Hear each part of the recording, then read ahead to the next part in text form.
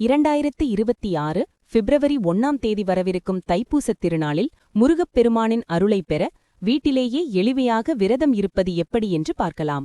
தைப்பூசத்திற்கு ஒரு வாரம் முன்போ அல்லது அன்றைய தினமோ விரதத்தை தொடங்கலாம். அதிகாலை 4:30 முதல் 6 மணிக்குள் எழுந்து நீராடி நெற்றியில் திருநீறு பூசி முருகனை வணங்குங்கள். அன்றைய தினம் முழுவதும் ஓம் சரவணபவ அல்லது கந்தசஷ்டி கவசம் படிப்பது மிகச் சிறப்பு.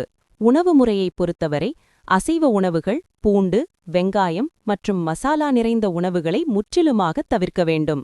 முடிந்தால் பால் மற்றும் பழங்கள் மட்டும் உண்டு ஒருவேளை உணவு விரதம் இருக்கலாம். உடல்நிலை ஒத்துழைக்காதவர்கள் எளிய சைவ உணவை எடுத்துக்கொள்ளலாம். மாலையில் கோவிலுக்குச் சென்று முருகனை தரிசித்துவிட்டு அல்லது வீட்டில் சர்க்கரை பொங்கல் நிவேதனம் செய்து விரதத்தை நிறைவு செய்யலாம். முருகனை நினைத்து உருகினால் வினை தீரும். இந்த தகவல் பயனுள்ளதாக இருந்தால் பகிருங்கள். வெற்றிவேல் முருகனுக்கு அரோகரா.